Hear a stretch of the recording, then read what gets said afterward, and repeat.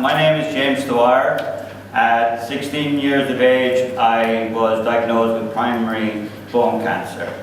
At 42, I achieved my life's dream. I was brought up in a little small place, Moonkyne, in Carrigain, in County Kilkenny, which is south of Ireland.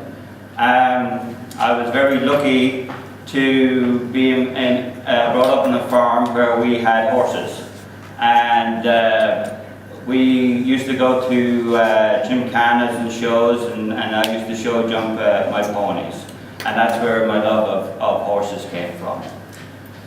In 1987, I was in the Moonkyne Technical school, running around the school, which you're not supposed to, but I did. And all of a sudden, I got this pain in my leg, and I fell down with the pain in the leg. I went to the doctor, and he said, you know, maybe it's overwork, you're doing too much, it's a little bit like tennis elbow. 2 weeks later, 2 lumps came up just below my knee, on my tibia bone. And we went back into the doctor, and straight away he sent me down to Cork Regional Hospital, where I stayed for a week and a half and had tests done.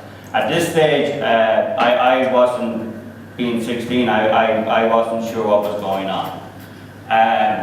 My parents came and brought me from Cork back home, and the next day we were getting ready to go up to Dublin to meet Dr. Carney up in the Mount Hospital. And a very vivid memory of that morning, my mom came into my room and sat on the corner of my bed. I can still see her now. And she looked at me and she asked me, "Do you know what you have?" And I said, "No, I have no idea." And she said, "You have cancer." And I'm not sure if it was, it was naivety in my part, not knowing exactly what was ahead of me. I knew what cancer was because my aunt had it and she died from it. But I asked her, you know, can they cure it? Do they think they can cure it? And she said yes, they think they caught it early enough and they have a good chance. And I said, okay, let's go to Dublin and we'll sort it out. So we went up to Dublin, and straight away we started on chemotherapy. And I think a week later, I actually spent my 17th birthday in the Mater Hospital. In August of '87, I had the operation where they took out my knee and put in an artificial knee and took out my tibia bone and cemented a bar into my ankle bone. A couple of weeks later, the question that was always in the back of my mind, and I finally asked the nurse, would I be able to ride again? And she said, "You know what, James?" She said, "because you don't have much of your ankle bone left." I think they cemented the bar into about 1 inch of my ankle bone was all that's left. They said, "Look, if you fall off, break that, we probably won't be able to save it again." So she didn't actually say don't ride, but she highly advised it. So in November '87, I was given the all clear, and then 2 years later, it was 1990. I was actually the next day going up for my regular checkups, and I came home from school, and my mom said, "We just got a phone call from the Mater Hospital," and she said, "They just asked me, will you bring a bag with you tomorrow, because they have found a spot on your lung." And when I just said earlier that I was a little bit naive the first time, I said, let's go do it, I wasn't quite as, because I had said before going through the chemo, I'm never going to do this again. You know, the cure is nearly worse than the disease. So I actually said, my mom told me, and I said, okay, and I went actually a walk around our fields. I don't know how long I spent out there. I finally came back, and the only reason I came to my mom, I said, okay, let's do it again. And the only reason that kept me doing it is for my family. They supported me the the first time, and now it's my turn to say, okay, let's keep going. So they removed, I got started chemo again, and they removed a quarter of my lung.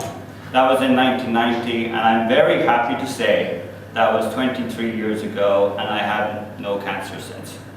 So that's the good news.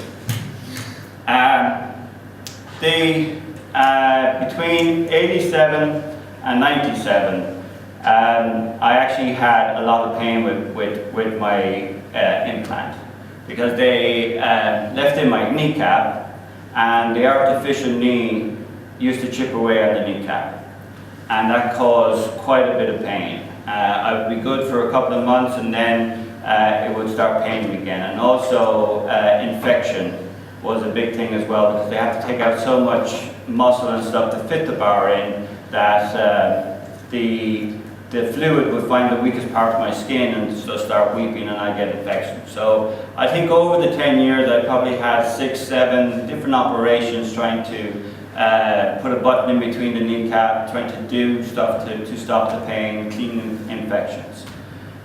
November 1997, I remember waking up and I could feel the pain starting again. And this time I was thinking to myself, the whole cycle is starting again. I've gone through 10 years of this cycle, and it doesn't seem to be getting any better. So I called that morning. I knew it was a Tuesday morning. I knew the outpatients were in Kappa Hospital on Tuesday, and I called the nurse, and I said, can I come up and see the doctor? And she said, yes, no problem. And I remember going into the kitchen, sitting down, and I don't know to this day if my mom heard me or not, but I said I muffled it a little bit, and I kind of said, I think I'm going to get this off. And I didn't say any more, and she didn't say, I assume she heard me, but I don't know.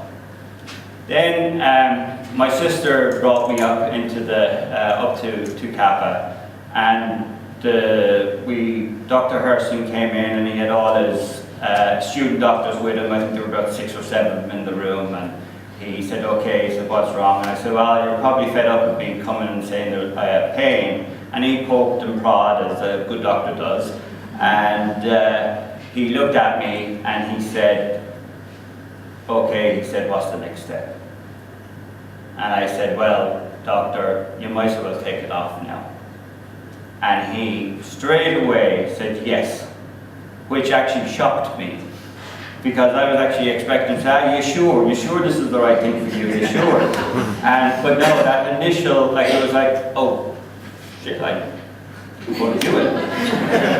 And one thing I do regret is my sister was there, but I never actually told my sister on the drive up to Dublin what I was thinking of. And to this day, I regret that, because I could see her face when I said it, like it just dropped. I should have given her a little bit of warning, but I didn't. But so I was actually involved in a local drama group in Moonkind, and we were putting on play hopefully at the end of January, February, and I wanted to still be part of the play, and I said, maybe I'll get it done. Because this time the pain wasn't, like in November, the pain wasn't bad, but I knew what was going to come ahead. So finally, on the way back home, my sister said, you know what, James? She said, why don't you, she said, this was November 97. She said, why don't you start the new year as a new year? She said, why don't you call them up tomorrow and see if they can do it before Christmas or before the new year, and start 98 as new year, new life. So I did, and on the 16th of December 1997, I had my amputation. And I still have to say, even though it's just after happening last year, it was the feeling I had was the best day of my life, which is, I think I wasn't expecting it. I was expecting to grieve. And I remember my mom coming in after I got back to the ward, and I knew by her face, she was probably expecting me to be lying on the bed. I was sitting up, chatting and laughing with the nurses and joking, and she came in. I said, Mom, it's okay. This is the right thing for me. And so I always, in those 10 years, I always knew in the back of my mind, more likely I was going to have an amputation. And one of the things I had promised myself was that I was going to start riding again. And it probably took maybe 6 months or so. In 6 weeks, I got my first, actually, when I go back to the best day of my life, it was Christmas Day. I got out of the hospital after 3 days, and then 5 days after that, it actually was the worst day of my life. And it was like the phantom pains just came back, and I had the same exact pain I had before I had the operation. And I was like, oh my God, what did I do this for? I got rid of it. I thought I got rid of it, and here it's paining me, and you know what going to do. So, but when in 6 weeks later I started getting my first artificial leg, and when I got my first artificial leg, that's when that's when the phantom pains actually got better. And you know, I'm sure some of the doctors will be able to tell me better, but I think because I was walking, I had something else to think about. So I learned to ignore the phantom pains, and even they never go away. But I think you just learn to ignore them. Now that I'm talking about it, I can actually feel my leg forming and my foot and all that. So it's quite an interesting thing. So I think it was, I started riding again kind of 98. I had a friend that I started riding a horse, and I quickly realized that I just didn't want to just do happy hacking. I just didn't, that wasn't going to be what I wanted. And I found a group called Paralympian Ireland who had just started, and they were a group that helped disabled riders get to the Paralympics.